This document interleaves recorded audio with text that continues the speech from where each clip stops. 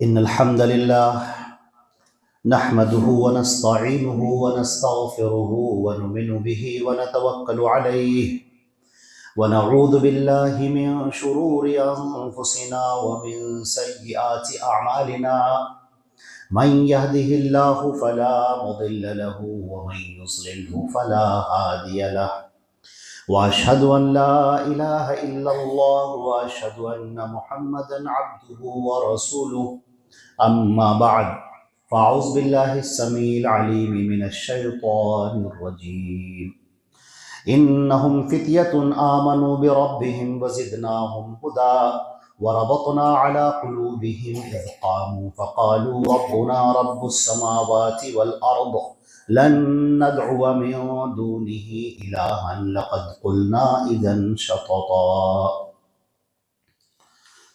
فضیلت الشیخ حافظ شاہد نور حفظہ اللہ اور شیخ محمد ایوب صاحب حفظہ اللہ، اللہ رب العزت آپ دونوں کی عمر میں خوب برکت عطا فرمائے۔ آپ نے مجھے اور ہمارے تمام بھائیوں کو جو یہاں حاضر ہیں بہت علمی اور بہت ہی فکری اور بہت ہی اصلاحی گفتگو سے نوازا۔ اللہ رب العزت مجھے آپ سب کو اس پر عمل کرنے کی توفیق عطا فرمائے۔ حاضرین محترم، جو حضرات یہاں پر تشریف فرما ہیں اور جہاں تک آواز جا رہی ہے، جو بھی گفتگو کو سننے والے ہیں، جیسا کہ ہمارے شیخ نے بھی کہا، شیخ شاہد نور صاحب نے کہا کہ یہ سب اللہ کے ذکر میں شامل ہیں۔ یہ اللہ رب العزت کا ذکر ہے اور تذکرہ ہے جس میں ہم سب لوگ حاضر ہیں، سب لوگ بیٹھے ہیں۔ اللہ رب العزت نے کچھ فرشتے متعین کیے ہیں جن کا کام ہے اس دنیا کے اندر گھومنا، چکر لگانا، طوافون۔ وہ گھومتے ہیں، ٹہلتے ہیں، اور ان کا صرف اتنا ہی کام ہے کہ جہاں اللہ کے ذکر کی مجلس ہو وہاں پر وہ پہنچ جاتے ہیں، اور پہنچنے کے بعد ان کو اپنے پروں سے ڈھانپ لیتے ہیں اور وہاں پر بیٹھتے ہیں۔ اس کے بعد جب وہ مجلس میں، ظاہر سی بات ہے، دین کا تذکرہ ہے، اللہ کا ذکر ہے، اس کے رسول کا ذکر ہے، آخرت کا ذکر ہے، اللہ کے سامنے حاضر ہونے کا تذکرہ ہے، یہ ساری باتیں ہوتی ہیں اور وہ محفل میں شریک رہتے ہیں۔ جب محفل ختم ہوتی ہے تو وہ اللہ رب العزت کی طرف چلتے ہیں۔ اللہ رب العزت جو ہمارا رب ہے، ہر چیز کا جاننے والا ہے۔ لا تخفى منکم خافیہ، کوئی چیز اس سے پوشیدہ نہیں ہے، کوئی چیز اس سے لا يعزب عنہ مثقال ذرۃ لا فی السماوات ولا فی الارض، ایک ذرہ برابر شے نہ آسمان میں نہ زمین میں کوئی اس کے نگاہوں سے پوشیدہ نہیں ہے، وہ سب جانتا ہے۔ لیکن محبت میں اللہ رب العزت ان فرشتوں سے سوال کرتا ہے کہ اے فرشتوں، تم کہاں سے آ رہے ہو؟ تو بتاتے ہیں کہ ہم فلاں فلاں جگہ سے آ رہے ہیں، وہ جگہ پر آپ کا ذکر ہو رہا تھا، آپ کا تذکرہ ہو رہا تھا۔ اللہ رب العزت ان فرشتوں سے سوال کرتا ہے کہ جو لوگ وہاں پر بیٹھے تھے، جو وہاں پر تذکرہ کر رہے تھے، وہ کیا چاہتے ہیں، مانگتے کیا ہیں، کیوں بیٹھے تھے؟ فرشتے کہتے ہیں کہ وہ آپ سے جنت کے طلبگار ہیں، آپ کی جنت چاہتے ہیں۔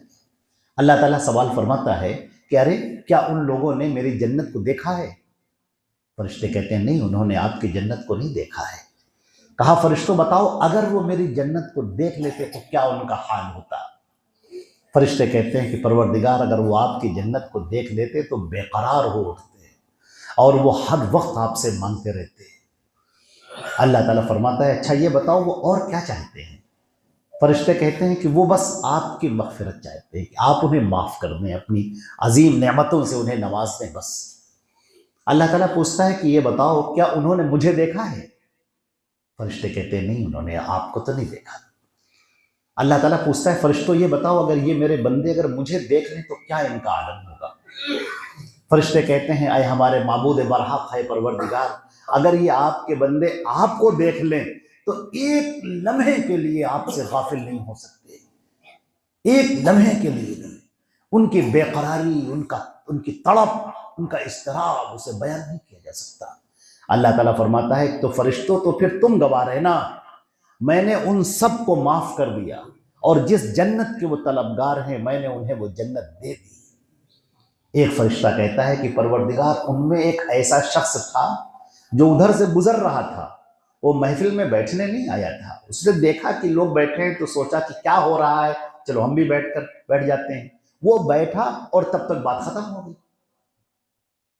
اللہ تعالیٰ فرماتے ہیں لا یشقا بہم جلیسہم، نہیں اسے بھی دیا جائے گا، اسے بھی نعمت دی جائے گی، اس کو بھی مغفرت کا پروانہ دیا جائے گا، اسے بھی جنت دی جائے گی، ان کے پاس بیٹھنے والا کوئی بھی محروم نہیں رہتا، کوئی بھی تو عزیزان محترم یہ کتنی بڑی سعادت کی بات ہے، کتنی بڑی خوشی کی بات ہے کہ آج ہم اور آپ سب یہاں پر اکٹھا ہیں، اللہ کا ذکر کر رہے ہیں۔ ابھی ہمارے شیخ محترم شیخ ایوب صاحب آپ سے بہت عمدہ خطاب کر رہے تھے اور بہت ہی دل کو چھو جانے والا خطاب تھا، دونوں حضرات کا اللہ رب العزت قبول فرمائے، ان لوگوں کی کوششوں کو قبول فرمائے، ایک ایک عمل کو قبول فرمائے، اور اللہ تعالیٰ خوب علم میں، عمر میں، رزق میں برکت عطا فرمائے۔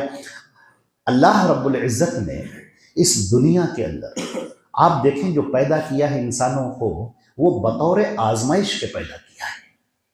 ہم اور آپ سب ایک نہ ایک دن اس دنیا سے چھوڑ کر دنیا کو چلے جائیں گے۔ ہم یہاں پر ہیں، کچھ دنوں کے لیے ہیں، اور اس کے بعد اس دنیا کو چھوڑ کر یہاں سے چلے جائیں گے۔ یہاں پر جہاں 100 سال گزرنے دیجئے، آج ہم سے پہلے جو 100 سال سے پہلے جو لوگ تھے، کوئی ان کا تذکرہ تک نہیں کرتا، کوئی یاد بھی نہیں کرتا۔ مجھے سودا کا شعر یاد آیا، ایک سودا جو شاعر گزرے ہیں بہت مشہور، کہ کل پاؤں تلے ایک کاسہ سر جو آ گیا، یکسر وہ استخوان شکستہ سے چور تھا، کہنے لگا کہ چل لے راہ بے خبر، میں بھی کبھو کسو کا سرے پر غرور تھا۔ بیان کرتے ہیں کہ میں جا رہا تھا تو قبرستان میں ایک سر کسی کا قبرستان سے، قبر سے نکلا ہوا وہ پڑا ہوا تھا، اچانک میرے پیر میں ٹھوکر لگی، تو وہ کیا بولا، یہ سب شاعری ہے، یہ کہنے لگا کہ چل ہٹ، اپنی راہ بے خبر لے، میں جو آج زمین پر پڑا ہوا ہوں، میں بھی کسی کا سرے پر غرور تھا، میرے بھی بڑے ناز و نخرے تھے، بڑے انداز تھے، میں بھی یہ سمجھتا تھا کہ یہ دنیا بس میں ہوں، میری طاقت، میری پاور، میری چیز، بس میں ہی تھا، اور آج کہاں ہم آ گئے۔ آج کے کچھ دنوں کے بعد موت ہماری بھی جسم سے ہماری روح کھینچ لی جائے گی، اور ہم اللہ کے سامنے حاضر ہوں گے، اس اللہ کے سامنے جو اللہ ہم سے سوال کرے گا کہ ہم نے تم کو دنیا کے اندر بھیجا تھا، کیا کیا تم نے، کیا کر کے آئے ہو؟ اس دنیا میں جو تم بطور امتحان کے بھیجے گئے، اس دنیا کے اندر تم نے کیا کیا؟ تمہاری زندگی کا ایک ایک ریکارڈ ہمارے سامنے موجود ہے۔ اللہ رب العزت فرماتا ہے کہ کوئی چھپ نہیں سکے گا، انسان کے ہاتھ پیر گواہی دیں گے، انسان کا جسم گواہی دے گا، ایک ایک چیز ہمارے خلاف شہادت پیش کرے گی، کوئی جھٹلانے والا نہیں ہوگا، کوئی انکار کرنے والا نہیں ہوگا۔ اس دن اللہ کے سامنے جس کو حاضر ہونا ہے، فرمایا فمن خاف مقام ربہ ونہى النفس عن الہوى فإن الجنة هي المأوى۔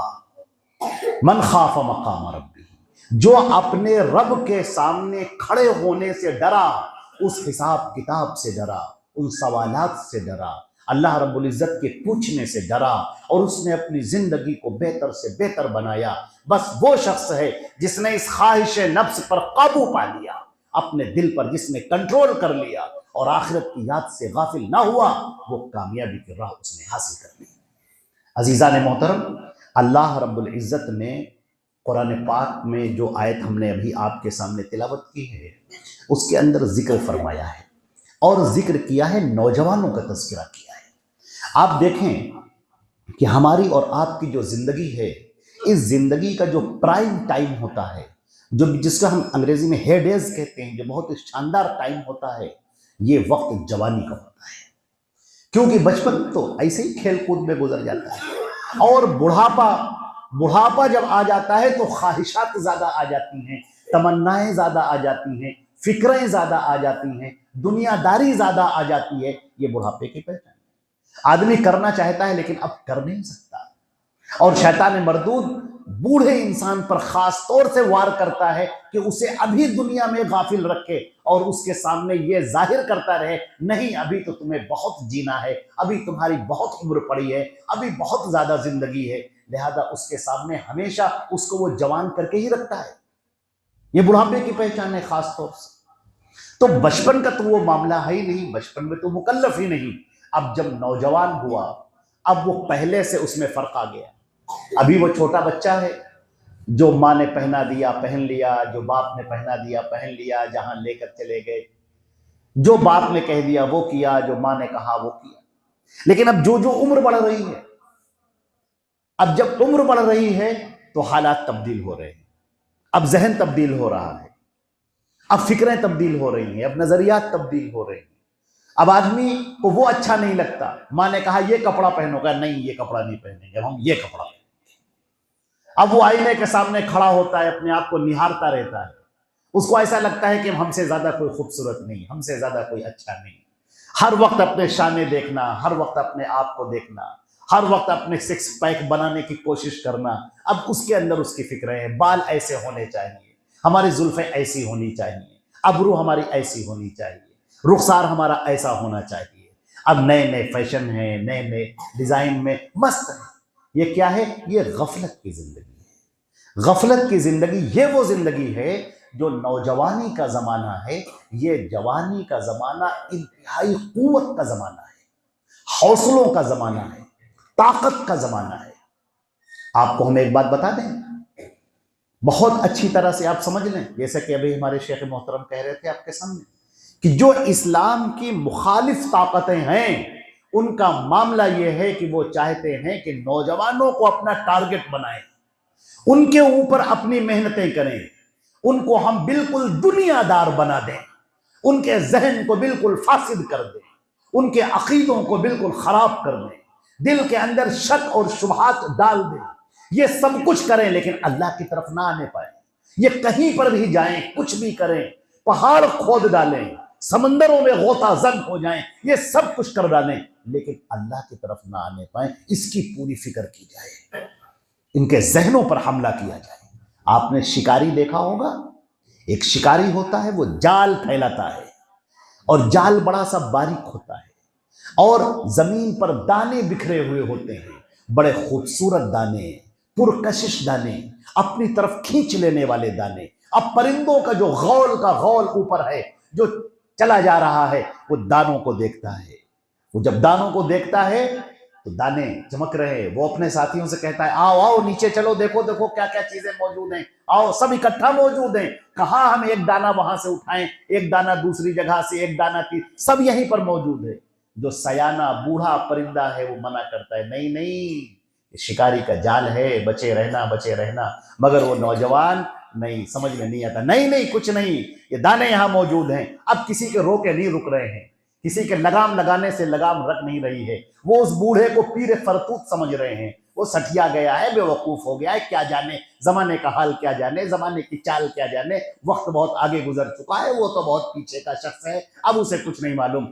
وہ پرندے سب کے سب آتے ہیں، ان دانوں کو دیکھتے ہیں، دانے چمکدار ہیں، پرکشش ہیں، دلکش ہیں، دل کو کھینچنے والے ہیں، اور ان کے اوپر آتے ہیں، ٹوٹ پڑتے ہیں۔ اب وہ دانے چن رہے ہیں، دانے چگتے چلے گئے چگتے چلے گئے، دانے جب تک چگ رہے تھے کوئی بات نہیں، اب وقت آیا اڑنے کا، اور جب اڑنے کی کوشش کر رہے ہیں تو معلوم ہوا کہ وہ تو شکنجے میں کس چکے ہیں، چاروں طرف سے کس چکے ہیں، اور شکاری بیٹھا ہوا مسکرا رہا ہے، شکاری بیٹھا ہوا ہنس رہا ہے کہ چلو آج ہمارے لیے کھانے کا انتظام ہو گیا۔ اب بے تکلف ایک پرتکلف دعوت کی جائے گی، دوستوں کو بھی مدعو کیا جائے گا۔ اب وہ بیچارہ پیر فرتوت بیٹھا ہوا بوڑھا، وہ افسوس کر رہا ہے، افسوس کہ تم نے کچھ نہ سمجھا، افسوس کہ تم نے کچھ نہ جانا۔ میرے بچوں، میرے نوجوانوں، خاص طور سے میں اپنے نوجوانوں سے عرض کرتا ہوں کہ آج اسی طریقے سے شکاری، ماہر شکاری، بہت محنک شکاری، وہ اپنا جال بچھائے بیٹھے ہوئے ہیں، شاندار جال، کوئی بڑا اچھا لباس پہنے ہوئے ہے، عمدہ قسم کی داڑھی ہے اور بہترین پگڑی باندھے ہوئے ہے، آنکھوں میں سرما لگائے ہوئے ہے، قال اللہ قال الرسول کے الفاظ بلند کر رہا ہے، لیکن اس کا عقیدہ فاسد، اس کے نظریات فاسد، اس کی باتیں فاسد، وہ عقیدہ توحید سے دور کرنے والا، وہ نبی کریم صلی اللہ علیہ وسلم کی سچی رسالت سے دور کرنے والا، وہ فکر آخرت سے دور کرنے والا، اور وہ آپ کو دور کرتا چلا جاتا ہے۔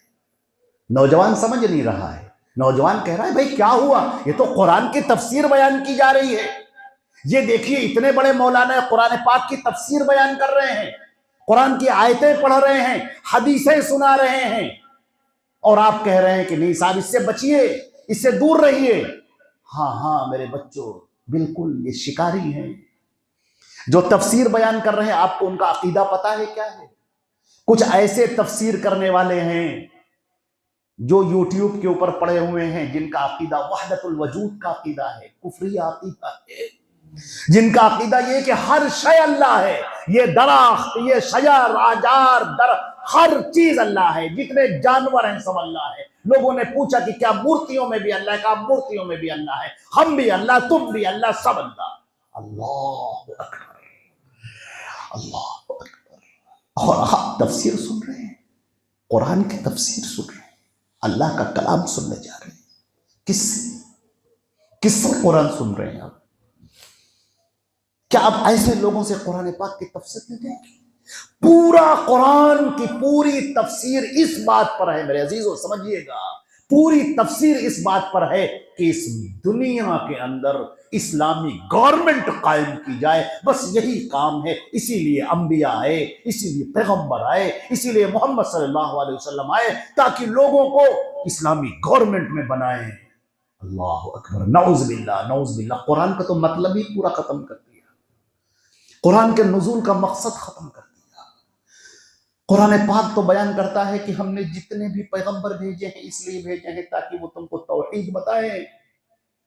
قرآن 18 نبیوں کا ذکر کرتا ہے سورہ انعام میں، اور بتاتا ہے کہ سنو، یہ جو پاکیزہ نبی ہیں، یہ جو بڑے بڑے انبیاء کرام ہیں، جن کا تم تذکرہ سنتے ہو میرے منہ سے اور جن کی میں نے تعریفیں کی ہیں، تمہیں پتا ہے شرک ایسا جرم ہے، اگر یہ لوگ شرک کرتے تو ہم ان کے بھی اعمال کو حقارت کر دیتے. اللہ کے پیارے نبی، آپ نے فرمایا نا سید ولد آدم ولا فخر، میں اولاد آدم کا سردار ہوں. اللہ رب العزت نے اپنے نبی صلی اللہ علیہ وسلم کا تذکرہ فرمایا ہے، لیکن فرمایا کہ لئن اشرکت ليحبطن عملک. اے نبی، اگر تم شرک کرتے، اے محمد سید المرسلین امام الانبیاء، تم اگر شرک کرتے تمہارے سارے اعمال برباد کر دیتے. اللہ اکبر. یہ کس کے لیے میرے عزیزوں؟ یہ بات کس کے لیے؟ آپ ذرا سوچ کر دیکھیں. میں آپ کے ذہنوں کو اپیل کرتا ہوں، سوچ کر دیکھیں ہم سے کیوں کہا جا رہا ہے؟ یہ کیوں کہا جا رہا ہے کہ یہ آدم کو دیکھ رہے ہو، یہ نوح کو دیکھ رہے ہو، یہ عیسیٰ کو دیکھ رہے ہو، اور موسیٰ کو دیکھ رہے ہو، اور ابراہیم کو دیکھ رہے ہو، اور یوسف اور لوط اور صالح کو دیکھ رہے ہو. یہ وہ نبی ہیں، ایک دعا پر ہم نے بستیاں الٹ دی، اپنا عذاب بھیج دیا. جس نے ان کو تکلیفیں پہنچائیں اس کو اور اس کی پوری قوم کو ہم نے باقی نہ رہنے دیا. یہ وہ لوگ ہیں، لیکن اگر یہ شرک کرتے تو ان کے اعمال کو ہم برباد کر دیتے. کتنی بڑی بات. یہ کس سے کہا جا رہا ہے؟ یہ ہم سے کہا جا رہا ہے، تاکہ ہم اس بات کو سمجھیں، اس جرم کو سمجھیں. اور آپ کو پتا ہے اسی شرک کو پھیلانے کے لیے آج یوٹیوب کے اوپر لوگ چینل کھول کر بیٹھے ہیں. اسی شرک کو پھیلانے کے لیے، اللہ کے بارے میں غلط عقیدہ لوگوں کے دماغ میں بٹھانے کے لیے. اللہ کہاں ہے؟ پوچھو اللہ کہاں ہے؟ اللہ ہر جگہ ہے. اللہ اکبر.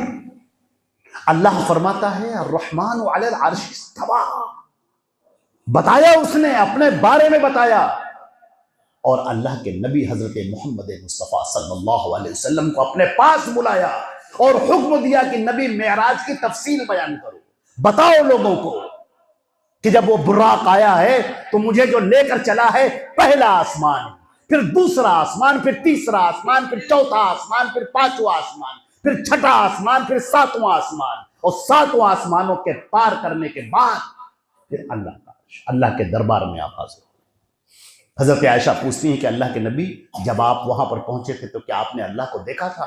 آپ نے فرمایا نہیں، نور انا ارا، میں کہاں دیکھ سکتا ہوں، کوئی نہیں دیکھ سکتا، ان آنکھوں کے ساتھ اللہ کو کوئی نہیں دیکھ سکتا.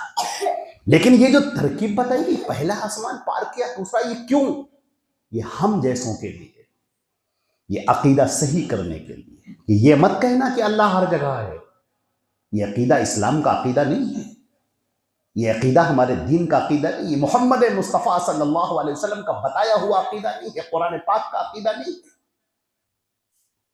ایسے لوگ اگر قرآن پاک کی تفسیر بیان کریں، آپ کو پتا ہے ڈاکٹر اسرار احمد صاحب کی تفسیریں لوگ سن رہے ہیں. ابو لالا مودودی صاحب کی تفسیر تفہیم القرآن لوگ پڑھ رہے ہیں.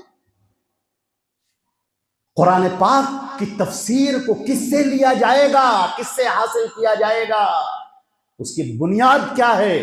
کیا آپ نے سمجھا جب یہ قرآن نازل ہوا تو صرف قرآن نازل ہوا؟ نہیں, جب قرآن نازل ہوا تو اس کو سمجھانے کے لیے پیغمبر بھی نازل ہوا, حضرت محمد مصطفیٰ صلی اللہ علیہ وسلم نازل ہوئے. اور اللہ نے فرمایا لِتُبَيِّنَ لَهُم مَّا نُزِّلَ إِلَيْهِمْ, اے نبی, اے محمد صلی اللہ علیہ وسلم, یہ آپ کا کام ہے کہ آپ اس قرآن کی آیتوں کی وضاحت کریں. کون آیتوں کی وضاحت کرے گا؟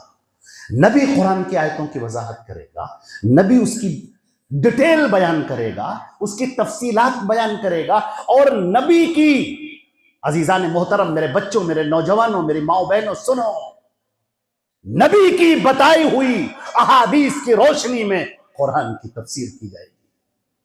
اگر میں آپ سے کہوں تو آپ حیرت کریں گے, آپ مارے حیرت کے اچھل پڑیں گے. اسی ہندوستان کے اندر ایک تفسیر موجود ہے تدبر قرآن کے نام سے, امین احسن اصلاحی صاحب کی تفسیر ہے. پوری تفسیر کے اندر کل 6 حدیثیں بیان کی گئی, 6 حدیثیں پوری تفسیر کے اندر. آپ اندازہ کر سکتے ہیں, آپ سوچ سکتے ہیں.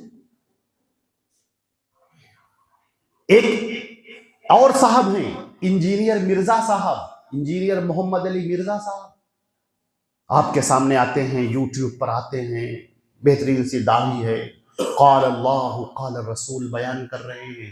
قرآن پاک تک پڑھنا نہیں آتا, قرآن پاک کو تجوید کے ساتھ صحیح طریقے سے پڑھنا نہیں آتا, حدیثوں کے الفاظ زبان سے نکالنے نہیں آتے, لیکن حدیث نمبر یہ, مسلم کا یہ نمبر, فلاں کا یہ نمبر, فلاں یہ نمبر, حدیث تو بیان کی ہے, حدیثیں تو صحیح بیان کی, لیکن اس کی تشریح غلط کر دی.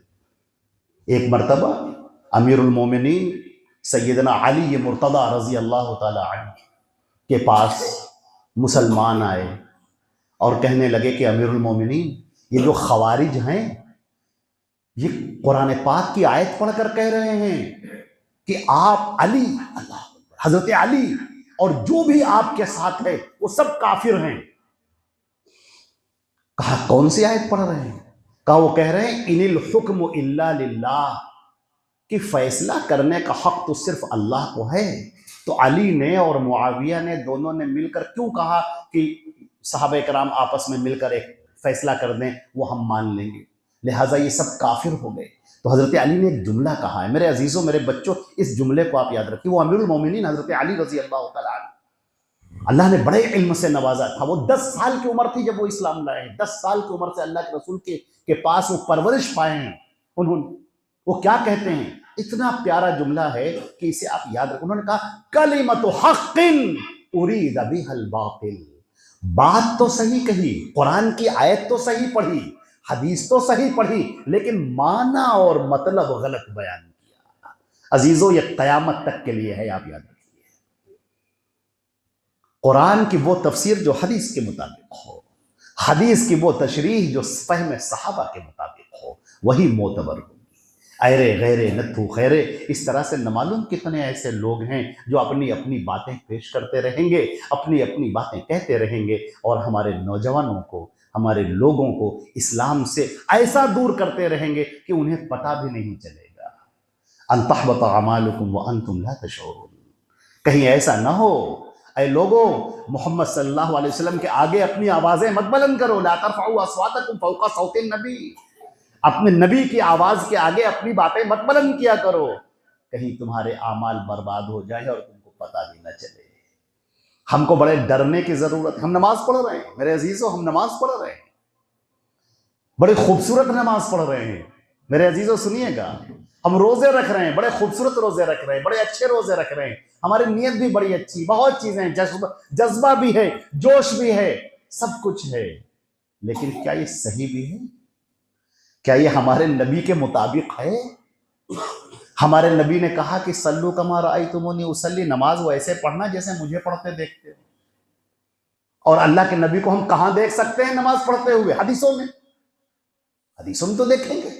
حدیثیں تو آئینہ ہیں, حدیثیں تو آئینہ ہیں, آئینہ. جیسے تم کہیں شادی میں جانے کے لیے تیار ہوتے ہو तो कपड़ा पहनने के बाद, कोट पैंट पहनने के बाद या शेरवानी और सदरी पहनने के बाद आईने के सामने खड़े हो जाते हो और अपने आप को देखते हो कि कैसा लग रहा है, ये बटन कहीं उल्टा तो नहीं लग गया, गाल के ऊपर कोई नुक्ता और कोई धब्बा तो नहीं लग गया, बाल टेढ़े तो नहीं हो गए। एक एक क्रिच आप सही करते हैं, अपने आप को बिल्कुल फिट करते हैं, आईने में देखने के बाद खुश होते हैं कि हाँ ठीक है, अब बिल्कुल एक्यूरेट है, अब बिल्कुल ठीक है। इसी तरह ये हदीसें हमारे लिए आईना है। आओ इन हदीसों के अंदर देखो हमारी नमाज कैसी है, हमारा रोजा कैसा है, हमारे आमाल कैसे हैं। हम ये जो पढ़ रहे हैं, फर्ज नमाज पढ़ी हमने, अस्सलामु अलैकुम रहमतुल्लाह, अस्सलामु अलैकुम रहमतुल्लाह, सर पे हाथ रखा, या कवियो या कवियो या कवियो या कवियो या कवी। साहब ये क्या कर रहे हैं? कहा ये असल में बात ये है कि इसके पढ़ने से दिमाग बहुत तेज हो जाता है। अच्छा ये बात किसने बताई? ये बात तो हमने अपने बुजुर्गों से सुनी है, बड़े लोग पढ़े। अच्छा ठीक है, बुजुर्गों ने सुनी, बहुत अच्छी बात है, इन बुजुर्गों ने कहां से बताई? कब ये तो नहीं मालूम। अच्छा ठीक है, आप ढूंढिए, इसके तलाश कीजिएगा। ये बात तो अल्लाह के नबी के बताने की है कि अल्लाह के किस नाम में क्या है। अल्लाह का तो नाम तबारकल्लज़ी बियदिहिल मुल्क, उसका तो हर नाम प्यारा है, उसका कलाम प्यारा, वो अजीम, उसका कलाम अजीम, उसका नबी अजीम, उसके अहकामात अजीम, उससे जुड़ी हुई हर शय अजीम, उसकी तो बात ही अलग है, वो तो बरकत वाला है। ये वजीफे तुमने कहां से बनाए? ये दुआएं कहां से बनाई?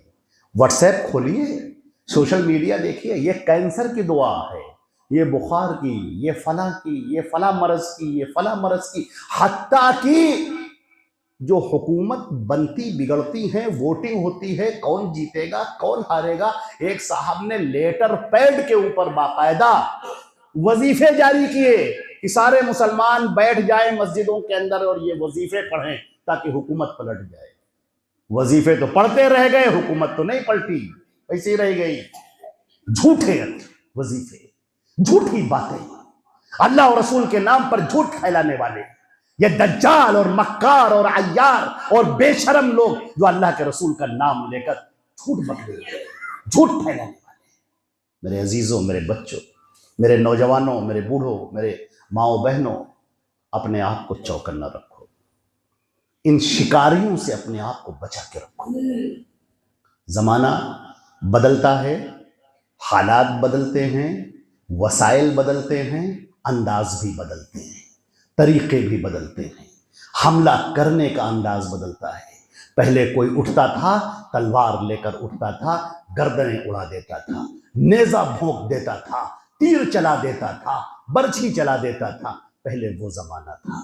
अब जमाना बदल गया है। अब इंसान को दूसरे तरीकों से कत्ल किया जा रहा है। इसी तरीके से पहले लोग कुफ्र करते थे, शिर्क करते थे, खुल्लम खुल्ला कोई मूर्तियों के आगे सजदा कर रहा है, कोई गैरों को पुकार रहा है। अब तरीके भी बदल चुके हैं। अब तरीके ये हैं कि लोग कहते हैं नहीं नहीं, हम इन मज़ारों को अल्लाह नहीं समझते हैं, हम तो इनको इसलिए पुकारते हैं कि हम इनसे कहें और ये अल्लाह से कह दें। आप देख रहे हैं हाउलाई शुफा, कुरान पाक ने कहा हाउलाई शुफाउना इंदल्लाह मा नअबुदुहुम इल्ला लियुक़र्रिबूना इलल्लाहि ज़ुल्फ़ा। ऐसे ही तो अबू जहल कहा करता था, ऐसे ही अबू लहब कहा करता था।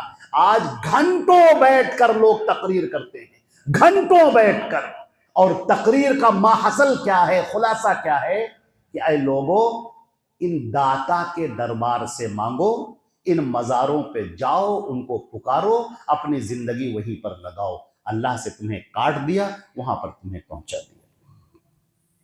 ये जो नौजवानी का ज़माना होता है, ये बड़ी उछल कूद का ज़माना होता है, ये बड़े जज्बों का ज़माना होता है। इसके अंदर बड़े जज्बात होते हैं, बड़े हौसला होता है, बड़ी उमंगें होती हैं। मगर इन उमंगों को सर्द कर दिया जाए, ठंडा कर दिया जाए या गलत तरफ फेर दिया जाए। एक बात आपसे कहने मेरे अजीजों, आपने सुना होगा, आप अखबारात भी देखते हैं, हमारी मुसलमान बच्चियां मुर्तद हो गई, गैर मुस्लिमों के साथ में भाग गई, हिंदुओं के साथ में भाग गई। ये बहुत ही अफसोस की बात है। लेकिन कभी आपने एक दूसरे पहलू से सोचिए, थोड़ा दूसरे तरह से सोचिए। हमारे नौजवान बच्चे जो होटलों पर बैठे रहते हैं, जो गुटखा खाए रहते हैं, जिनके दांत गंदे हो गए, जिनके गाल पिचके हुए हैं और जो अजीब से शक्ल बनाए हुए हैं, کہیں کانوں میں بالیاں پہنے ہیں، بال کو بالکل کاٹے ہوئے ہیں اور عجیب لفنگوں کی شکلیں بنائے ہوئے ہیں۔ پوچھو تعلیم کتنی ہے، تعلیم کے نام پر کچھ نہیں، کسی نیتا کے پیچھے گھومنے والے، کسی ریلی میں گھومنے والے، انتہائی جاہل، انتہائی جپٹ۔ اور لڑکیاں بیچاری پڑھ رہی ہیں۔ آپ کیا سمجھتے ہیں کہ یہ ہماری لڑکیاں ان لڑکوں کو پسند کریں گی؟ ان سے خوش ہوں گی صرف اس لیے کہ اپنے ایمان کو بچانے کے لیے ان کے ساتھ میں چلی جائے؟ میرے عزیزو، غور کرنے کا مقام ہے۔ آج ہمارے بچے پڑھ نہیں رہے ہیں، آج ہمارے بچے علم نہیں حاصل کر رہے ہیں، آج ہمارے بچے اپنی شکل بگاڑے ہوئے ہیں، آج ہمارے بچے دین سے بھی دور ہیں، اخلاق سے بھی دور ہیں، اچھی عادتوں سے دور ہیں، گندگیوں کے اندر ہیں، اور وہ گندگی میں رہتے رہتے وہی چیزیں ان کو اچھی لگنے لگی۔ بہت سارے اسباب ہیں، لیکن ایک سبب ان کا یہ بھی ہے کہ ہمارا جو مسلم بچہ ہے، ہمارا جو مسلم نوجوان ہے، وہ پڑھائی سے بہت دور ہے، اپنی صحت کی پرواہ نہیں کرنے والا ہے، اپنے آپ کو برباد کرنے والا ہے، اپنے آپ کو ضائع کرنے والا ہے۔ لوگ 22 سال کی عمر میں پی ایچ ڈی ہولڈر بن جاتے ہیں، اور ہمارے بچوں کا معاملہ یہ ہے کہ 22 سال 23 سال 25 سال تک جاہل رہتے ہیں، ادھر بیٹھے ادھر بیٹھے، نٹھلے کسی کام کے لیے۔ آپ ذرا سوچیں، پہلے اللہ رب العزت ایسے ہی لوگوں کو پسند کرتا ہے۔ حدیث شریف کے اندر تو بیان کیا گیا، المومن القوی خیر واحب الی اللہ من المؤمن الضعیف۔ ایک وہ مسلمان جو توانا ہے، قوت والا ہے، وہ اللہ کے نزدیک زیادہ بہتر ہے، زیادہ محبوب ہے بمقابلے اس کے جو کمزور، لاچار، لاغر نہیں ہے۔ نہ صحت کی پرواہ، نہ علم کی پرواہ، اور موبائل میں لگے ہوئے اپنے وقت کو ضائع کرنا۔ آنکھیں دھس گئی، چہرہ بالکل سوکھ کر سامنے آ گیا، کھال خالی چہرے پر لگی ہوئی ہے، رونق ختم ہو گئی، چہرے کی آب ختم ہو گئی، آب و تاب جو چہرے کی ہوتی ہے وہ ختم ہو گئی، اپنے آپ کو ضائع کرنے کی وجہ سے، اپنی شہوتوں کو پوری کرنے کی وجہ سے۔ یہ ہمارے نوجوانوں کا موجودہ حال ہو گیا۔ ذرا آپ سوچ کر دیکھیں، کسی نے آواز دی اس کے پیچھے بھاگ گئے، بھاگ پڑے اس کے پیچھے، تھوڑی دیر کے لیے بے صبرے ہو رہے ہیں۔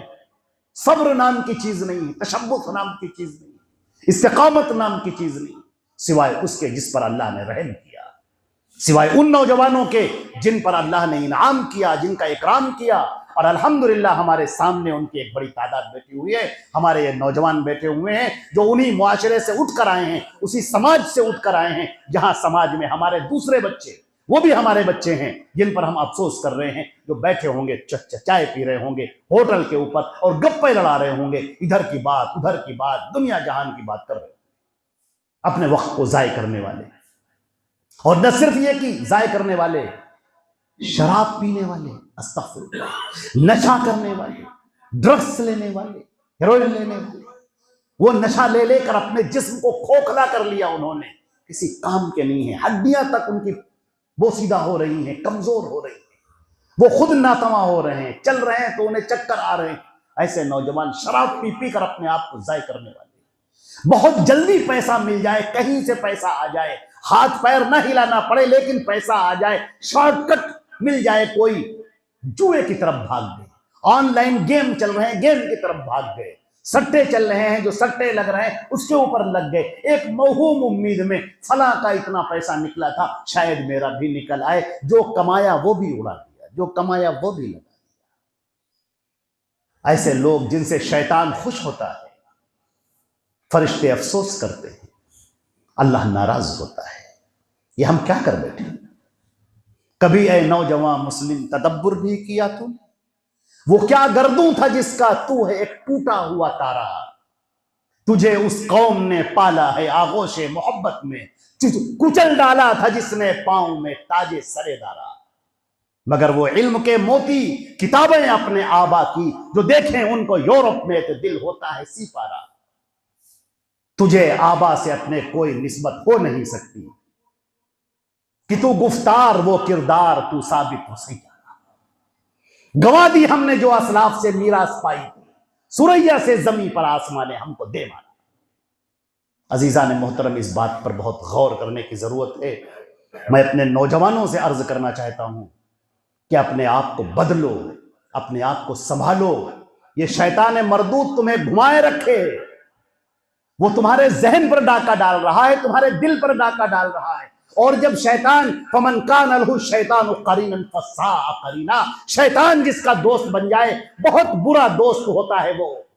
شیطان جس کا ساتھی ہو جائے، بچو میرے بچوں، بچو، شیطان مردود سے بچو، اس کے آلہ کار مت بنو، اس کی بتائی ہوئی باتوں سے دور رہو۔ یہ شیطان کیا کرتا ہے؟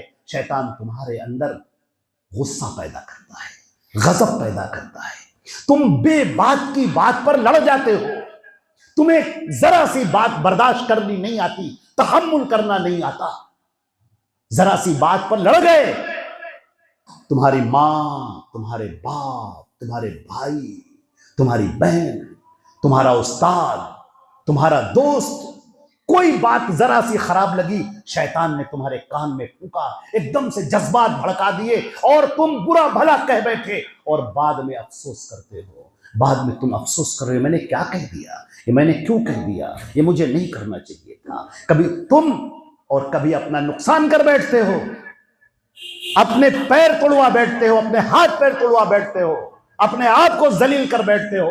کس کی وجہ سے؟ اس شیطان مردود کی وجہ سے۔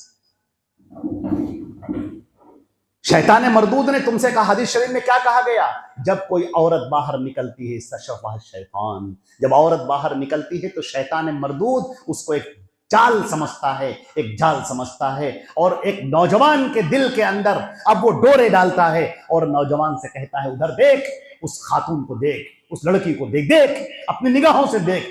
اور جب وہ نگاہ اس پر پڑتی ہے تو شیطان فَزَيَّنَ لَهُمُ الشَّيْطَانُ أَعْمَالَهُم، شیطان اس کو مزین کر دیتا ہے، شاندار بنا دیتا ہے۔ وہ اتنی اچھی ہے نہیں، لیکن شیطان نے آپ کے سامنے اچھا بنا کر پیش کر دیا، خوبصورت بنا کر، عمدہ بنا کر۔ اب تمہیں کوئی اور سمجھ میں نہیں آتا، اب تمہیں ایسا لگتا ہے کہ بس اسی کی باتیں کی جائیں، اس کے پیچھے گھوما جائے، گاڑی فراتے بھرتے ہوئے اسی کے پیچھے دوڑا رہے ہیں، اس کے گھر کے سامنے گھنٹوں کھڑے رہ رہے ہیں اسی۔ اور اگر کہیں بات ہو گئی، اللہ نہ کرے، اس کے بیچ میں نہ معلوم کتنی باتیں ہوتی ہیں، کہیں لڑکیوں کو پریشان کرنا ہے، کہیں طنز کرنا ہے، کہیں اس کو اپنے طور پر اپنے طرف لانے کے لیے نہ معلوم کتنی کوششیں کرنا ہے، کفر کرنا ہے، شرک کرنا ہے، گناہ کرنا ہے، نہ معلوم کیا کیا۔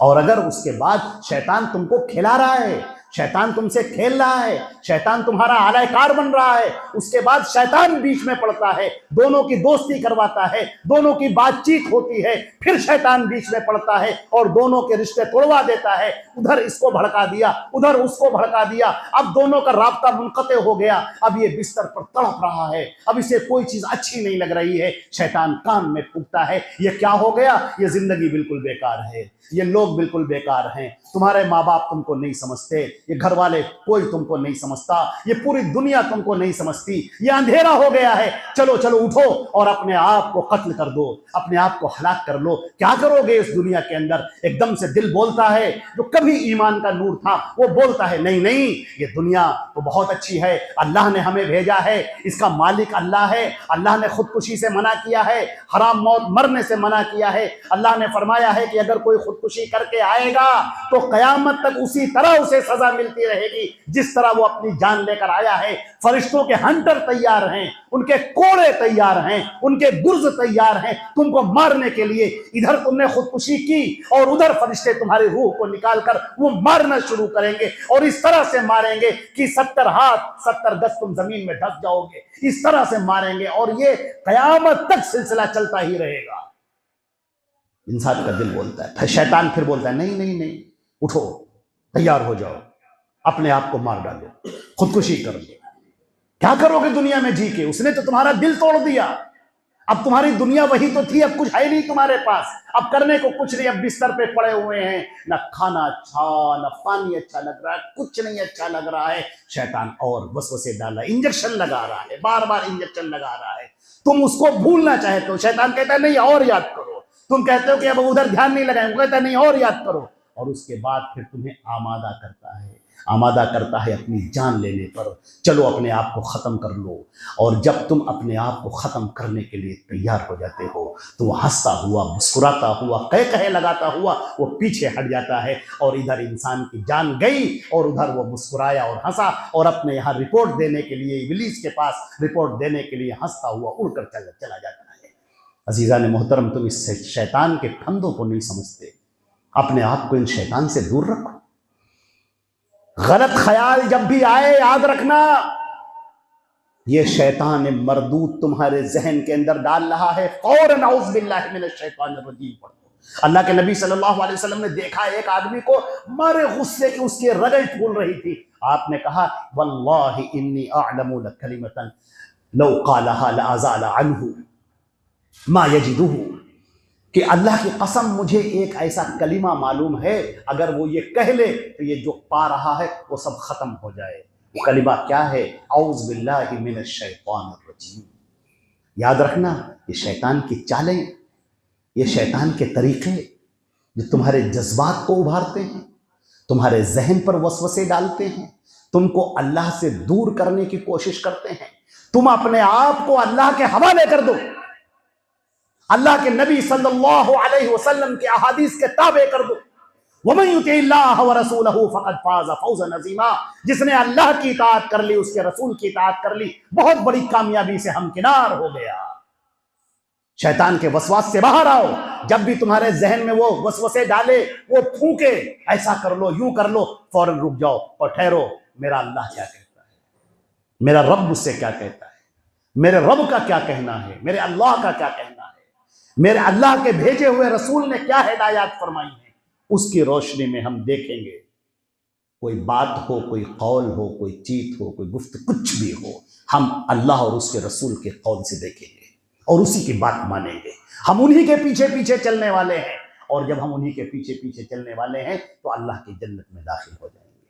हमारे अल्लाह रब्बुल इज़्ज़त ने फरमाया यासीन वल कुरानिल हकीम इन्नका लमिनल मुरसलीन अला सिरातिल मुस्तकीम। यासीन कसम है उस कुरान की जो हिकमतों से लबरेज है। ऐ नबी, आप नबी ये मुरसल हैं, आप रसूलों में से हैं और आप ही सिरात मुस्तकीम पर हैं।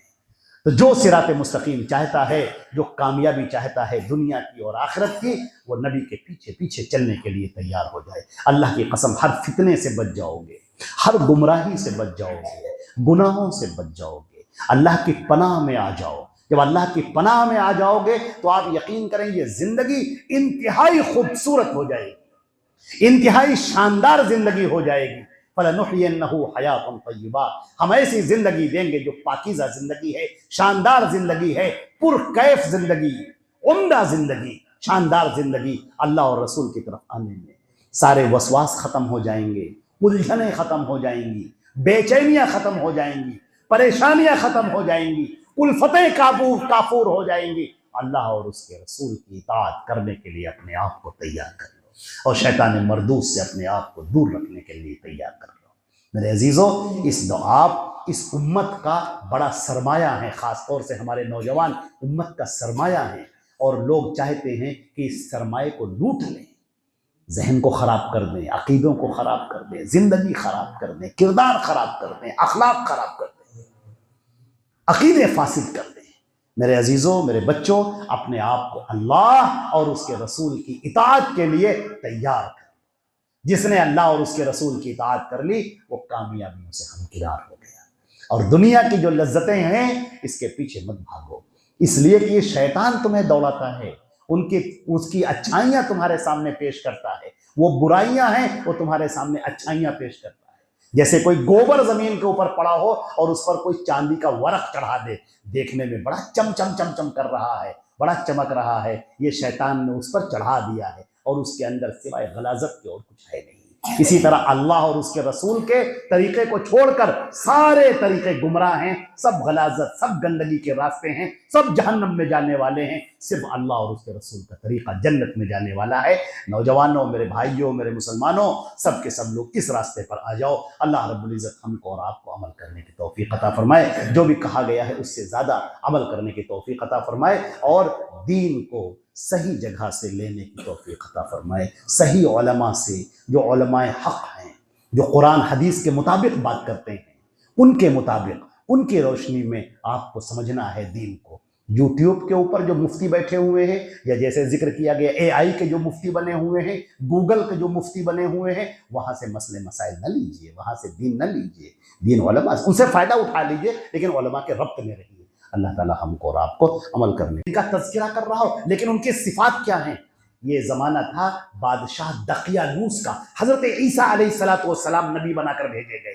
عیسیٰ علیہ السلام نے جب نبوت کا دعویٰ جب نبوت کا اعلان کیا ہے تو یہودی دشمن ہو گئے, اور ایسے دشمن ہوئے ہیں کہ اللہ اکبر. حضرت عیسیٰ علیہ السلام کو ایسی تکلیفیں پہنچائی ہیں, یروشلم کی گلیوں میں آپ کو کھینچا گیا ہے, آپ کو بوریا پہنایا گیا, کانٹوں کا تاج رکھا گیا, جوتے اور چپلوں کا ہار حضرت عیسیٰ علیہ السلام کے گلے میں ڈالا گیا, اور ان کو یروشلم کی گلیوں میں دھکے دیے جاتے تھے, اور یہودی ایک دوسرے پر گرے پڑتے تھے ٹھٹھا لگاتے ہوئے, اور کہتے تھے کہ اے بنی اسرائیل کے بادشاہ تجھے سلام ہو. اس طرح سے کہتے تھے عیسیٰ علیہ السلام کو. اللہ کے پیارے پیغمبر, اللہ کے پیارے نبی حضرت عیسیٰ علیہ السلام نے جو دعوت پیش کی, وہ دعوت جب بادشاہ دقیانوس تک پہنچی تو وہ دشمن ہو گیا حضرت عیسیٰ علیہ السلام کا, اور جو بھی عیسیٰ علیہ السلام پر ایمان لانے والے ہیں ان کا دشمن ہو گیا. اب ذرا سوچیے, شہر انطاکیہ کی وہ بستی جہاں بادشاہ کا حکم چلتا ہے, اور پورا ماحول کفر کا, شرک کا. چند نوجوان ہیں جو ایمان لے آئے حضرت عیسیٰ علیہ السلام پر, وقت کے پیغمبر پر. اب جب وہ ایمان لے آئے تو میرے عزیزو, ایمان کی ایک بات ہے, جب ایمان داخل ہوتا ہے تو آدمی کو بدل کر رکھ دیتا ہے, وہ کیفیت تبدیل ہو جاتی ہے. اب وہ پہلے جیسا نہیں رہتا, اب اس کے اندر تبدیلیاں آ جاتی ہیں.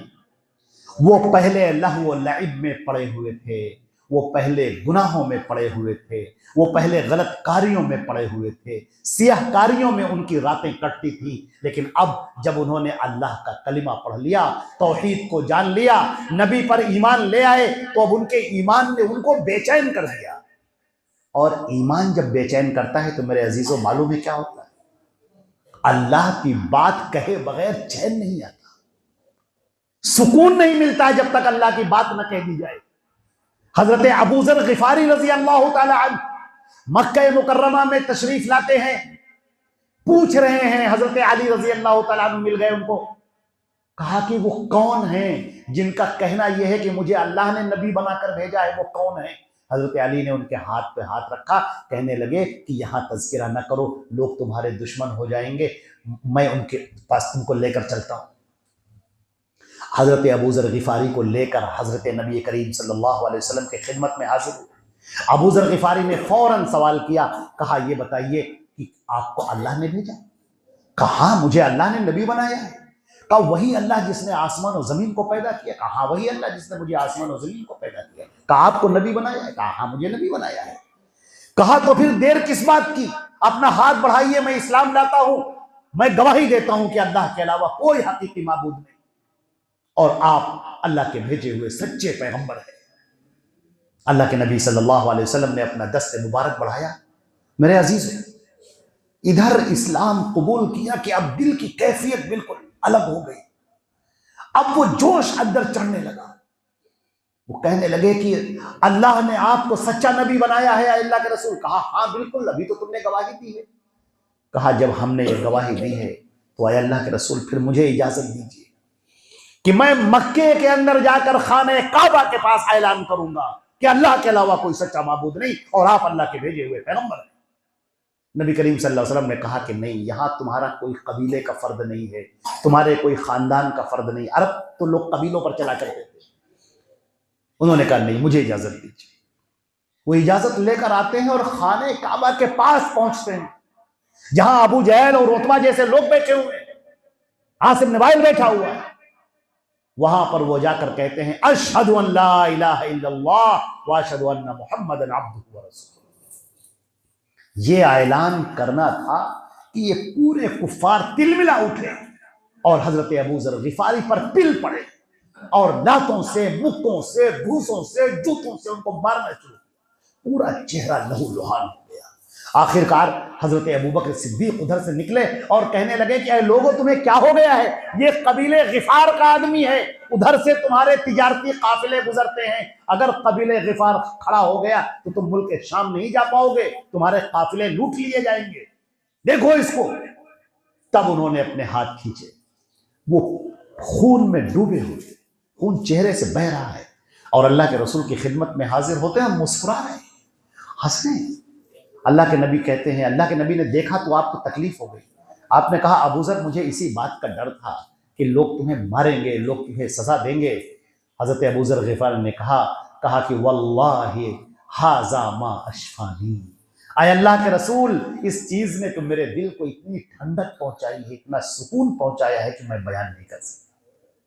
ایمان کی جو کیفیت ہے، وہ نوجوان انہم فتیۃ آمنوا بربہم، وہ نوجوان اللہ کے اوپر ایمان لائے، وہ چند نوجوانوں کا ٹولہ تھا، اور اپنے اس ایمان کا اعلان کیا، لوگوں کے سامنے اعلان کیا. لوگ ان کے دشمن ہو گئے، تلواریں کھینچ لی گئی، اور اب سر قلم ہوا چاہتا ہے. ان نوجوانوں نے جب دیکھا، اللہ تعالیٰ فرماتا ہے کہ وزدناہم ھدی وربطنا علی قلوبہم. ہم سب دیکھ رہے ہیں، اللہ سب دیکھ رہا ہے. اللہ اپنے بندے کو کبھی نہیں چھوڑتا، کبھی بے یار و مددگار نہیں چھوڑتا. تمہاری ہر کیفیت سے اللہ واقف ہے، تمہاری ہر حالت سے اللہ واقف ہے. تم کتنا پریشان ہو اللہ دیکھ رہا ہے، تم کیا بول رہے ہو اللہ دیکھ رہا ہے، آنسو کیسے گر رہے ہیں اللہ دیکھ رہا ہے، کن الفاظ میں تم اللہ کو پکار رہے ہو اللہ دیکھ رہا ہے. اللہ اپنے بندے سے کبھی غافل نہیں ہے. اللہ نے فرمایا کہ جب لوگوں نے تلواریں سونت لیں، جب نیزے چمکنے لگے اور ان کے خلاف دشمنی کا ماحول تیار ہونے لگا، تو ہم نے ان کے دلوں کو مضبوط کر دیا، گھبرا نہ جائیں. اور پھر ہم نے ان کے ذہن میں ڈالا کہ تم یہاں سے نکلو اور چلو ایک پہاڑ کی غار میں جا کر سو جاؤ، ہم تمہاری حفاظت کرنے والے ہیں.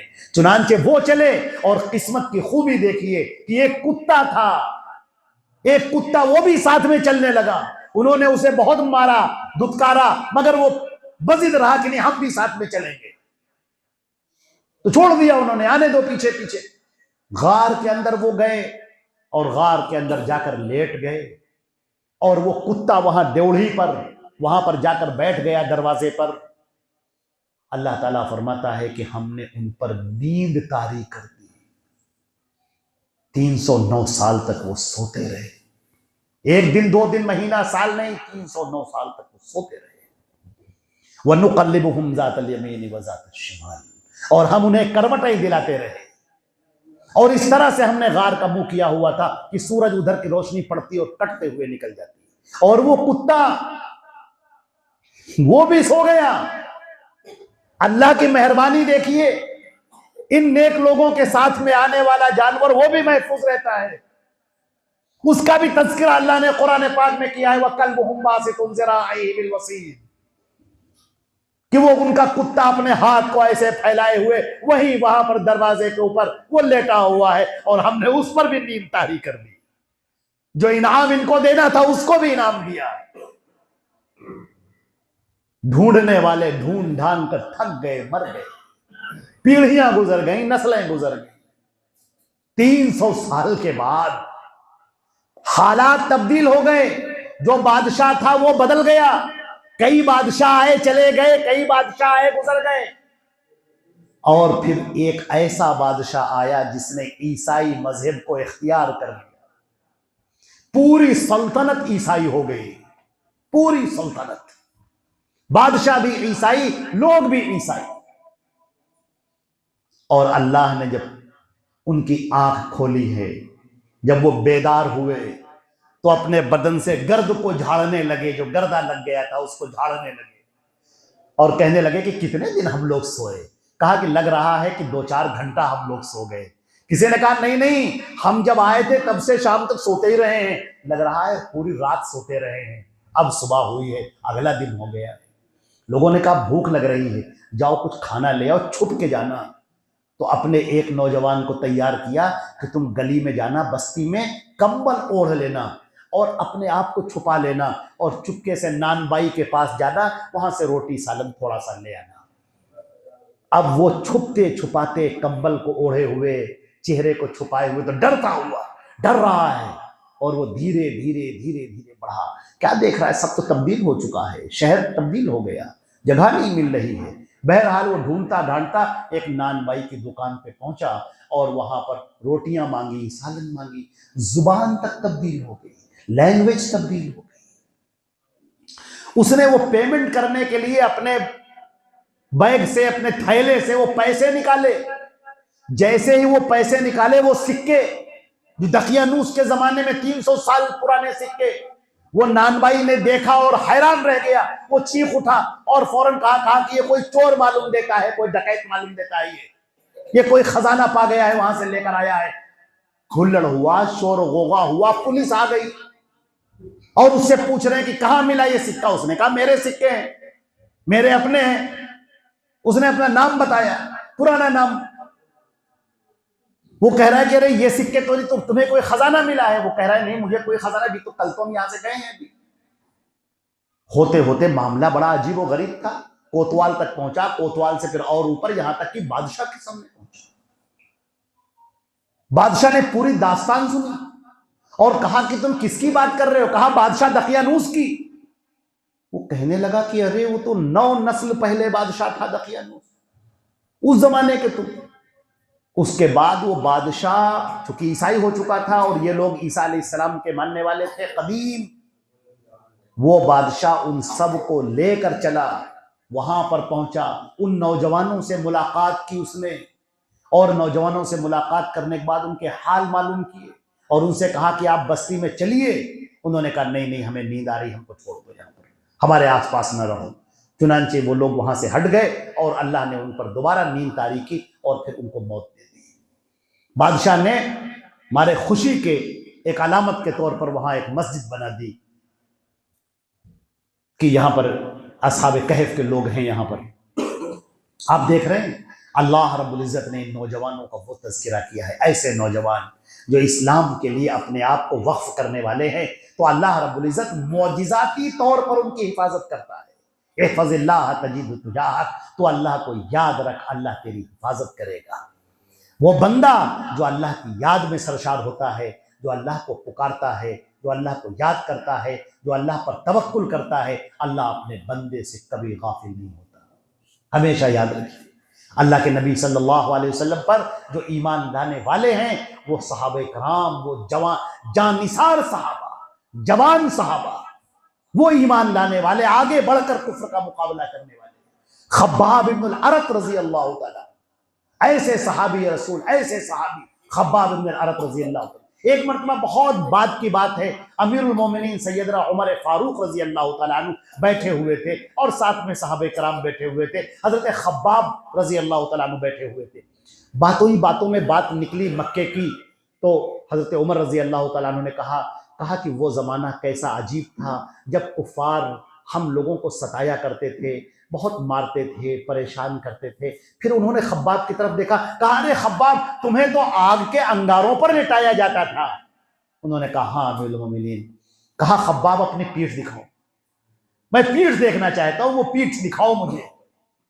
انہوں نے کہا امیر المومنین رہنے دیجیے, معاف کیجیے. انہوں نے کہا نہیں مجھے دکھاؤ. انہوں نے کہا امیر المومنین ہو سکے تو رہنے دیجیے. انہوں نے کہا نہیں ہم دیکھنا چاہتے ہیں, دکھاؤ. خباب بن الارت نے وہ جو پیٹھ سے اپنا کرتا ہٹایا ہے, حضرت عمر رضی اللہ تعالیٰ عنہ نے دیکھا وہ ہڈیاں تھیں, گوشت گلا ہوا, ہڈیاں ابھری ہوئی, پوری پیٹھ جلی ہوئی. ان کو لٹایا جاتا تھا آگ کے انگاروں پر, وہ جو خون بہتا ہے اس میں سے خون بہ کر وہ انگارے سرد ہو جاتے تھے. حضرت عمر رضی اللہ تعالیٰ عنہ رونے لگے. کچھ دیر کے بعد جب سر اٹھا کر دیکھا تو دیکھا کہ خباب بھی رو رہے ہیں. حضرت عمر نے کہا کہ خباب تم کیوں رو رہے ہو؟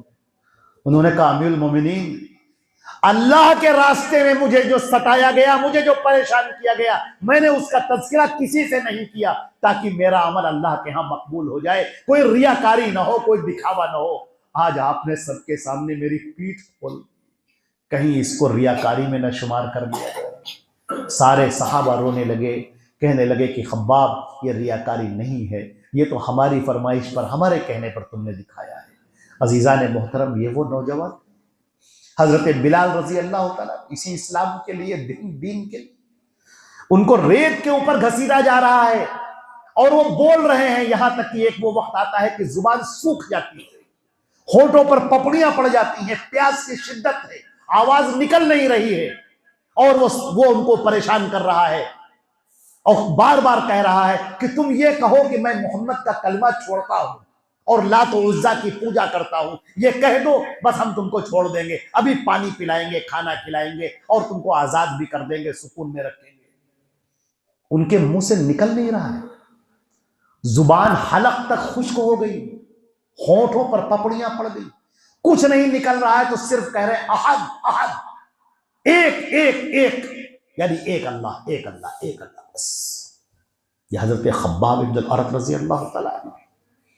عزیزان محترم کبھی یاد کیجئے، مجھے یاد ہے حذافہ حضرت حذافہ ابن سہمی رضی اللہ تعالیٰ، ان کو حضرت عمر رضی اللہ تعالیٰ انہوں نے بھیجا ایک وفد میں، وہاں کا جو بادشاہ تھا اس نے مسلمانوں کو گرفتار کر دیا، اس علاقے کا گورنر تھا، گرفتار کر دیا، مسلمان سب گرفتار ہو گئے، حضرت حذافہ ان کے امیر تھے، کمانڈر تھے، وہ گرفتار ہو گئے۔ اس نے کہا کہ ہم تم کو دولت دیں گے، خوبصورت عورتیں دیں گے، مال و دولت سے تم کو نواز دیں گے، تم محمد کا کلمہ چھوڑو اور ہمارے پاس آ جاؤ۔ سب نے بیک زبان انکار کر دیا، نہیں بالکل نہیں، قطعا نہیں۔ اب بادشاہ کو غصہ آیا، جلال، اس نے کہا دیگ چڑھاؤ اور اس کے اندر تیل رکھو، تیل کھولایا ہوا، آگ جل رہی ہے، تیل کھول رہا ہے۔ اس نے ایک کو بلایا اور اس کے اندر ڈال دیا، جیسے ہی ڈالا ہے اس کی گوشت الگ ہو گیا، ہڈی الگ ہو گئی۔ حضرت حذافہ کی طرف اس نے دیکھا، کہا دیکھا تم نے یہ میں نے کیا کیا ہے؟ اگر تم نے اللہ کا انکار نہ کیا، محمد کی اطاعت نہ چھوڑی، تو میں سارے لوگوں کو، سب کو اسی طریقے سے دیگ میں ڈالوں گا اور سب کو ختم کر دوں گا۔ سب نے انکار کر دیا، پھر سب نے انکار کر دیا، کہا نہیں ہرگز نہیں۔ تو اس نے کہا حذافہ سے، کہا اس کو پکڑو، یہی امیر ہے، سب کا کمانڈر ہے، پکڑو اس کو کھینچ کر لا۔ حضرت حذافہ کو جب کھینچ کر لایا گیا تو رونے لگے، آنکھوں سے آنسو بہنے لگے۔ وہ جو گورنر تھا وہ کہنے لگا روکو روکو روکو، اس کو روکو، یہاں لاؤ، میرے پاس لاؤ۔ کہنے لگے کہ بادشاہ کہنے لگا کہ دیکھو میں تو تم کو پہلے ہی کہہ رہا تھا کہ تم محمد کو چھوڑو، سب کو چھوڑو، دیکھو آخر کار ہم نے تم کو معاف کر دیا۔ اس نے کہا کہ تم کہاں ہو، کس خیال میں ہو؟ میں رو رہا ہوں، کس وجہ سے رو رہا ہوں پوچھو تو پہلے۔ میں اس لیے رو رہا ہوں کہ تم مجھے آگ میں ڈال دو گے، میں ابھی مر جاؤں گا۔ کاش کہ میرے پاس 100 جانیں ہوتی اور میں 100 بار قربان ہوتا اسی طرح سے۔ بادشاہ نے جب یہ سنا تو بالکل بھوچکا رہ گیا، اس نے کہا کہ یہ کیا کلمہ ہے، کیا چیز ہے یہ؟ حضرت حذافہ نے کچھ باتیں پیش کی، اس نے کہا دیکھیے ہم آپ کا دین تو نہیں قبول کریں گے، لیکن آپ جتنے لوگ ٹھیک ہے، آپ لوگ جائیں یہاں سے، لیکن ایک شرط ہے، آپ میرے اس پیشانی کو چومیں، بوسہ دیں۔ حضرت حذافہ نے کہا کہ میرے سارے ساتھیوں کو چھوڑ دو گے؟ کہا ہاں ہاں میں سارے ساتھیوں کو چھوڑ دوں گا۔ حضرت حذافہ آگے بڑھے اور آگے بڑھنے کے بعد اس کی پیشانی کو بوسہ دیا اور کہا کہ میرے سارے ساتھیوں کو چھوڑ دو۔ انہوں نے سارے ساتھیوں کو، اس نے سارے ساتھیوں کو چھوڑ دیا۔ حضرت حذافہ کی یہ خبر حضرت امیر المومنین عمر عبد الخطاب رضی اللہ تعالیٰ عنہ تک پہنچی۔ جب وہ پہنچی اور حضرت حذافہ اپنے ساتھیوں کے ساتھ آ رہے ہیں، مدینے سے باہر نکل کر ان کا استقبال کیا حضرت عمر رضی اللہ تعالیٰ عنہ نے، کھڑے ہیں ان کے انتظار میں، اور جیسے ہی حضرت حذافہ اور ان کے صحابہ، ان کے ساتھی نظر آئے، حضرت امیر المومنین آگے بڑھے اور کہنے لگے حذافہ کچھ مت سنانا، مجھے سب معلوم ہو گیا ہے، قاصد نے آ کر مجھے سب بتا دیا ہے، مجھے اپنی پیشانی خالی کرو، یہ عمامہ اتارو، میں تمہاری پیشانی کو بوسہ دینا چاہتا ہوں، اس لیے کہ اللہ کے ہاں تمہارا بہت بڑا مقام ہے، بہت بڑا مرتبہ ہے۔ میرے عزیزوں، میرے بھائیوں، میرے نوجوانوں، یہ دین ہے، وہ دین جو سچا ہے، وہ دین جس کی راہ میں لوگ جب آگے بڑھتے ہیں، آپ کو پتا ہے اللہ رب العزت سب سے پہلا انعام یہ کرتا ہے کہ وہ تکلیفوں کی شدت ختم کر دیتا ہے۔ جب ایک تلوار چلتی ہے تو خون کا قطرہ زمین پر گرنے سے پہلے اللہ کے ہاں قبول ہو جاتا ہے۔ اللہ رب العزت بندے مومن سے، اس بندے مجاہد سے، وہ بندہ جو اللہ کی راہ میں آگے بڑھا ہے، اس سے تکلیفوں کی شدت ختم کر دیتے ہیں۔ یہ اللہ کا دنیا کے اندر پہلا ہی حضرت انس بن نضر کا واقعہ، دیگر مصعب بن عمیر کا واقعہ، نہ معلوم کتنے صحابہ کرام ہیں جنہوں نے کہا واللہ انی لاجد ریح الجنہ من دون احد، اللہ کی قسم مجھے جنت کی خوشبو آ رہی ہے اس احد کے پیچھے سے۔ یہ اللہ کی راہ میں اپنے آپ کو قربان کرنے کا نتیجہ ہے۔ میرے نوجوانوں، جب ایک مسلمان دین اور ایمان سے آراستہ ہو جاتا ہے، جب وہ اللہ کے سامنے روتا ہے، گڑ گڑاتا ہے، جب اس دل کے اندر اللہ کو بسا لیتا ہے، اللہ کی محبت اس کے دل میں آ جاتی ہے، تو پھر اللہ کے انعامات اسی دنیا میں شروع ہو جاتے ہیں۔ اسی دنیا کے اندر لوگ دیکھتے ہیں اللہ کی رحمتیں ٹوٹ کر اس پر برستی ہیں، اور اللہ فرماتا ہے من یتوکل علی اللہ فہو حسبہ، جو اللہ پر بھروسہ کر لیتا ہے پھر اللہ اس کے لیے کافی ہو جاتا ہے۔ نہ معلوم کتنی داستانیں، ہر آدمی کے پاس داستانیں ہیں، جتنے لوگ یہاں بیٹھے ہیں سب کے پاس کچھ نہ کچھ واقعہ ہوگا اللہ پر بھروسہ کرنے کا، اللہ کی مدد کا، اللہ سے محبت کا۔ جب کوئی نہیں سن رہا ہوتا ہے اور آپ اللہ کو پکارتے ہیں تو اللہ رب العزت آپ کی پکار سنتا ہے۔ اور اللہ نے فرمایا جو مجھے یاد کرتا ہے قیامت کے دن وہ عرش کے سائے میں ہوگا۔ اسی طرح سے شاب نشأ فی عبادت اللہ سبعۃ یظلھم اللہ فی ظلہ یوم لا ظل الا ظلہ، 7 لوگ اللہ کے سائے میں ہوں گے جس دن اللہ کے دیے ہوئے سائے کے علاوہ کوئی سایہ نہ ہوگا۔ سب لوگ، وہ 7 قسمیں، ایک وہ بھی شامل ہے جو نوجوان، آپ جیسے نوجوان جو یہاں پر بیٹھے ہوئے ہیں، دین کو سننے کے لیے آئے، نماز کو پڑھنے کے لیے آئے، روزے رکھنے والے ہیں۔ سخت گرمی میں میں نے ایسے ایسے نوجوانوں کو دیکھا ہے کہ انتہائی گرمی اور ان کا امتحان پڑ گیا، وہ روزہ بھی رکھے ہوئے ہیں، امتحان دینے بھی جا رہے ہیں، وہ گرمی بھی برداشت کر رہے ہیں۔ لوگ حیرت کرتے ہیں کہ کیسے یہ بھوک اور پیاس تم نے برداشت کر لی۔ تمہیں کیا پتا ہے کہ وہ تو اللہ کی مدد ہوتی ہے۔